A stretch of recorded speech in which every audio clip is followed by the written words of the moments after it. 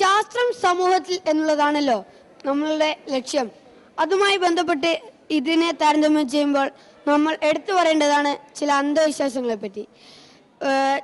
ശൂലത്തുമ്മിൽ കിടക്കുന്ന സ്വാമികൾ, ചില ഉത്സവങ്ങൾക്കൊക്കെ നമ്മൾ കാണാം വായിക്കൂടെ ശൂലം തറച്ചു കയറ്റുന്നത്. പിന്നെ ഇതുമായി ബന്ധപ്പെട്ട് പണ്ടൊരു കഥ ഉണ്ടായിരുന്നു.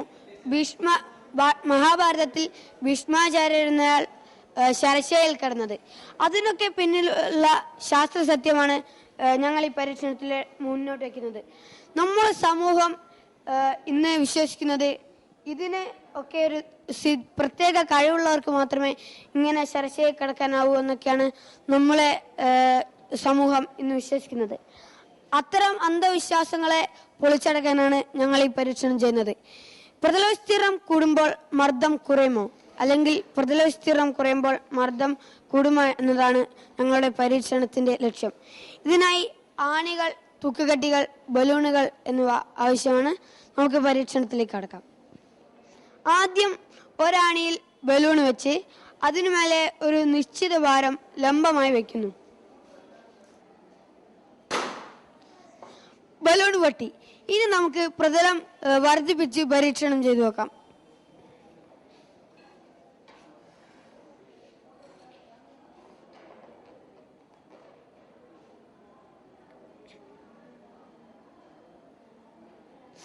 ബലൂൺ പൊട്ടുന്നില്ല.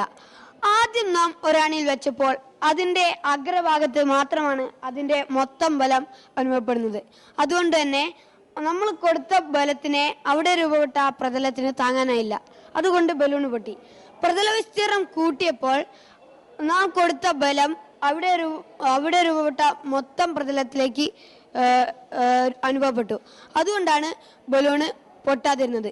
ഈ പരീക്ഷണത്തിൽ നിന്ന് നമുക്ക് പ്രതല വിസ്തീർണം കൂടുമ്പോൾ മർദ്ദം കുറയുമെന്നും പ്രതല വിസ്തീർണം കുറയുമ്പോൾ മർദ്ദം കൂടുമെന്നും മനസ്സിലാക്കാം.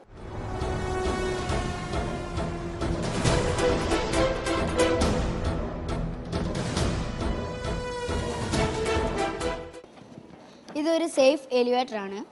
സാധാരണ എലിവേറ്റർ കറണ്ട് പോയി കഴിഞ്ഞാൽ എവിടെയാണോ ഉള്ളത് അവിടെ തന്നെ നിൽക്കുകയാണ് ചെയ്യുന്നത്. എങ്കിൽ ഇത് കറണ്ട് പോയി കഴിഞ്ഞാൽ തൊട്ട് താഴെയുള്ള നിലയിൽ പോയി നിൽക്കുകയും ആളുകൾക്ക് ഇറങ്ങാനുള്ള സംവിധാനം ഉണ്ടായി കൊടുക്കുകയും ചെയ്യുന്നുണ്ട്. സാധാരണ എലിവേറ്റർ കറണ്ട് പോയി കഴിഞ്ഞാൽ അവിടെ തന്നെ നിൽക്കുകയാണെന്ന് പറഞ്ഞല്ലോ.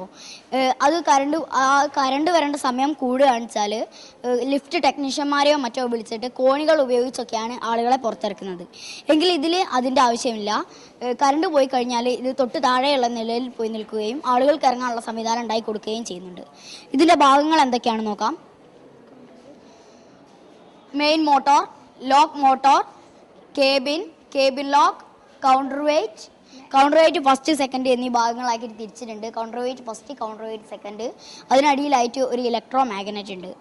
ഇതിനെ കൗണ്ടർ വെയിറ്റ് ഫസ്റ്റും സെക്കൻഡും തമ്മിൽ സംയോജിക്കപ്പെടുമ്പോൾ ഈ കേബിളിന് സുഗമമായി പ്രവർത്തിക്കാൻ കഴിയും.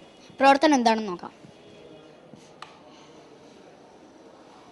കൗണ്ടർ വെയിറ്റ് ഫസ്റ്റും സെക്കൻഡും തമ്മിൽ സംയോജിച്ചുകൊണ്ടിരിക്കുകയാണ്.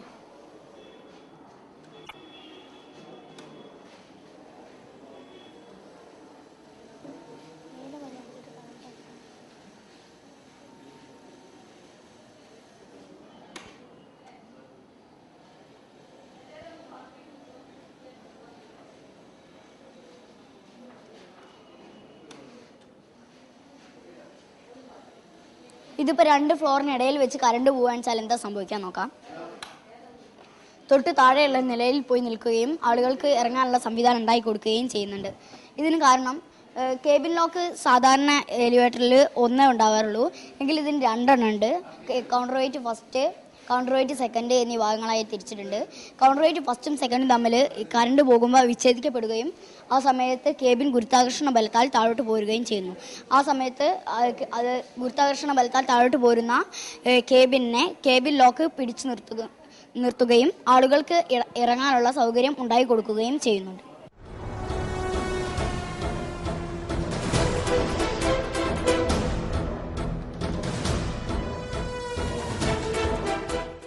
ഇതാണ് എനർജി കൺവേർട്ടർ. നമ്മൾ ദിവസവും നമ്മുടെ വീടുകളിലും ജോലി സ്ഥാപനങ്ങളിലും ഒക്കെ 8 മണിക്കൂർ മുതൽ 12 മണിക്കൂർ വരെയൊക്കെ ഫാൻ ഉപയോഗിക്കാറുണ്ട്. നമ്മൾ ഫാൻ ഉപയോഗിക്കുന്നത് കാറ്റ് കിട്ടാൻ മാത്രമായിട്ടല്ല. ഈ എനർജി കൺവേർട്ടർ നമ്മൾ ഏത് ഫാനിൽ ഘടിപ്പിച്ചാലും ഇതിൽ നിന്ന് വൈദ്യുതി ഉണ്ടാവുന്നു. വൈദ്യുതി ക്ഷാമം നേരിടുന്ന ഇക്കാലത്ത് ഈ ഉപകരണം വളരെ ഉപകാരപ്രദമാണ്. ഫ്ലൈവീലും ഡൈനാമോയുമാണ് ഇതിൻ്റെ പ്രധാന ഭാഗങ്ങൾ. ഫാൻ കറങ്ങുമ്പോൾ ഫാനിനോട് ഘടിപ്പിച്ച ഫ്ലൈവീൽ കറങ്ങുന്നു.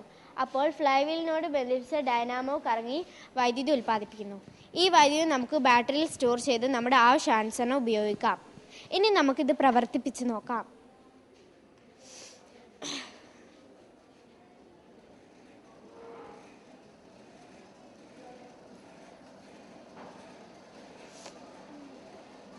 പണം ഒട്ടും ചെലവില്ലാതെ നമുക്ക് ഈ ഉപകരണത്തിൽ നിന്ന് വൈദ്യുതി നിർമ്മിക്കാം. മലയോര പ്രദേശം മുതൽ ഹൈടെക് സിറ്റി വരെ ഈ ഉപകരണം ഉപയോഗിക്കാം. ഈ ഉപകരണം ഫിറ്റ് ചെയ്യുന്നതിന് വളരെ കുറഞ്ഞ സ്ഥലം മതി. ഈ ഉപകരണം ഫിറ്റ് ചെയ്യാൻ വളരെ കുറഞ്ഞ സമയം മതി. വൈദ്യുതി ക്ഷാമം നേരിടുന്ന ഇക്കാലത്ത് ഈ ഉപകരണം വളരെ ഉപയോഗപ്രദമാണ്.